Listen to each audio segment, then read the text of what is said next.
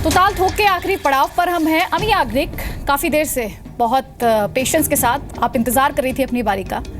चर्चा के दौरान बाबा साहेब अंबेडकर का जिक्र यहाँ पर किया गया, कुछ आंकड़े हैं और वो हम लगातार हमारे व्यूअर्स की स्क्रीन पर दिखा भी रहे हैं और मैं उम्मीद करती हूँ अब जो हमारे पैनलिस्ट हैं वो उन आंकड़ों के मद्देनजर जवाब देंगे और फैक्ट्स पर जवाब देंगे। कुछ आंकड़े मैं एक बार फिर से आपके सामने रख देती हूँ। 1/3 दलितों के पास जीवन की न्यूनतम जरूरतों को पूरा करने वाली सुविधाएं नहीं हैं। 45% दलित परिवार गांव में भूमिहीन है, मजदूरी से जीवन यापन हो रहा है। और आपको ये भी बता दें कि जो 17% लोगों को जॉब मिली है, कोटा 15% का है, लेकिन नौकरियों में 17%, इनमें से 40% सफाई कर्मचारी हैं। ये बताने के लिए काफी है कि हमारी सियासत का चाल चरित्र और चेहरा क्या है।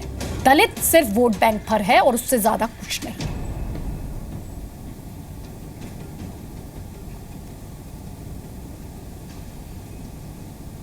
अमी याग्निक।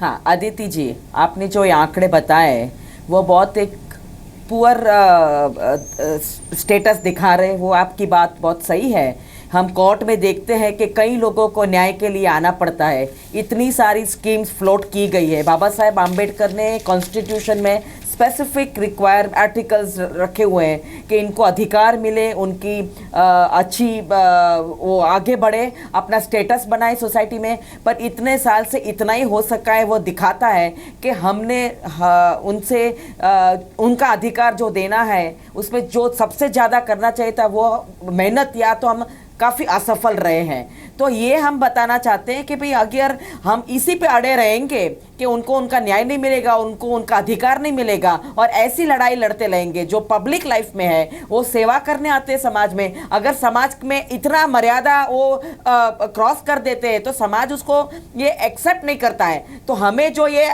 बाबा अम्बेडकर साहब के जो रखा है, उनका जो ऑब्जेक्टिव्स है आर्टिकल्स में कॉन्स्टिट्यूशन के, I think we should follow that. और महिला की डिग्निटी के लिए स्पेसिफिक राइट्स दिए हुए, बच्चों के लिए भी राइट्स दिए हुए।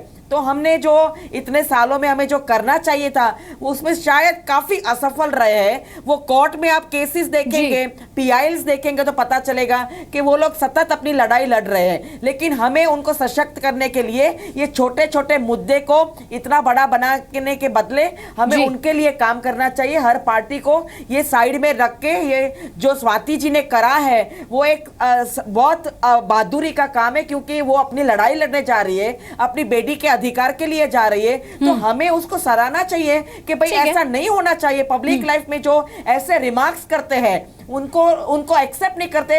हमें ये एससी एसटी या बैकवर्ड क्लासेस, डिसएडवांटेज क्लासेस के लिए हमें जो करना है वो हम शायद भूल गए हैं और हमें उसमें ज्यादा एफर्ट देना चाहिए। अमी जी, आपने हर जगह चाहिए लफ्ज का इस्तेमाल किया, आपने शुड का इस्तेमाल किया, अपने आप में बताने के लिए काफी है कि कहां पर दलित इस देश में खड़ा है। ऋतु जी, क्या जवाब है? जो आंकड़े हैं, बहन जी ने इनके लिए क्या किया है? वो दलितों की मसीहा खुद को बताती हैं, क्या किया है उन्होंने? अरे बहन जी ने तो बहुत कुछ किया। क्या किया? लेकिन क्या आगे कुछ आंकड़े दे पाएंगी? नहीं, मतलब आंकड़े, मैं आपको आंकड़े कैसे दूं? आप बताइए। आप तो देख रहे हैं, अभी वो बता रहे हैं कि आपको सामने है, आपको आंकड़े बताए हैं उन्होंने कि क्या दलित उस जगह जो उनको जगह मिलनी चाहिए थी उनको मिली। पहले नहीं, आप ये बताइए, उनको जगह मिली। बार मुख्यमंत्री थी तो आप उन्होंने ये क्या बताइए, किया? हर दिन औसतन, आप थोड़ी देर पहले महिलाओं के अधिकारों की बात कर रहे थे, आप कह रही थी कई बातें, 6 दलित महिलाएं बलात्कार का शिकार होती हैं औसतन हर दिन। आपके पास जवाब है? हाँ बिल्कुल। जब आप देखिए बहन जी के राज में कितना हुआ और सपा के राज में क्या हाल है और पूरे देश में क्या हाल है। जिस सरकार होती क्या करते हैं वो दलितों के लिए। जी, आप महिलाओं की इज्जत को लेकर भी तुलना करना चाहती हैं? तो मैं यही तो पूछ रही हूँ कि क्या करते हैं से पेश किया जाएगा। मतलब आप बहन जी को बोलते हैं बहन जी ने क्या कर, अरे पूरी सरकार क्या करती है? पूरी सरकार क्या करती है? मैं पूरा देश, मतलब आप बताइए पूरे सरकार क्या करती है? मैम, आजादी के करीब 70 साल बीत गए और आज के साथ तो जो होता है वो होता रहेगा और कोई उनको लोग कहते हैं कि अधिकार मिले, उनको नौकरियां इनकार नहीं कर सकते क्योंकि आंकड़े खुद ये बात कह रहे हैं। वो वही के वही है। शाजिया इल्मी,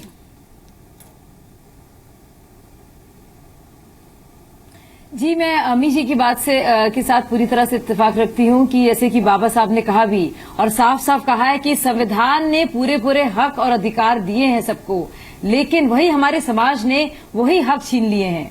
तो बहुत ही शोषित वर्ग है दलितों का।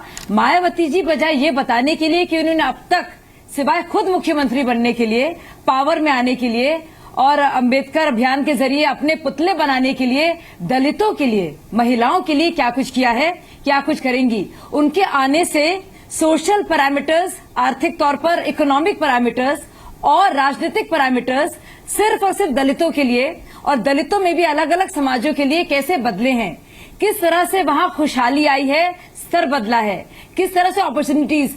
मायावती जी के लिए खुद तो बड़ा अच्छा हुआ इंडिविजुअल तौर पर, लेकिन सामूहिक तौर पर वो अपने को दलित नेता बताती हैं। तो दलितों का उत्थान और बेहतरी कैसे हुई उनके आने के बाद, ये मायावती बताएं, क्योंकि उन्होंने दलितों को वोट बैंक की तरह इस्तेमाल किया है, जैसे कई मुसलमान नेता मुसलमानों को वोट बैंक की तरह इस्तेमाल करते हैं। फायदा खुद का होता है, समाज का नहीं होता। लेकिन शाज़िया आप अपनी पार्टी को भूल गई है। तो बहुत जरूरी कुछ दिन सवाल पहले है। अमित शाह ने सिर्फ पिक्चर दलित के नाम की राजनीति नहीं की जाए, दलित परिवार के काम साथ की खाना बात खाया होगी था। हो। तो हर पॉलिटिकल पार्टी, शाज़िया ये कड़वा सच है। मुझे खत्म करने दीजिए। शाज़िया कड़वा सच है। नहीं, बहुत समय सबका- मेरे पास नहीं है, माफी चाहती हूँ मैं। ये कड़वा सच है कि दलितों का इस्तेमाल फोटो ऑप के लिए होता आया है, वोट बैंक के सुनिए, तौर पर दलित होता है। नाम चाहे हमें अच्छा लगे या हमें बुरा लगे, लेकिन कड़वा सच, सच्चाई यही है कि दलितों के उत्थान के लिए अभी तक कुछ भी नहीं किया गया।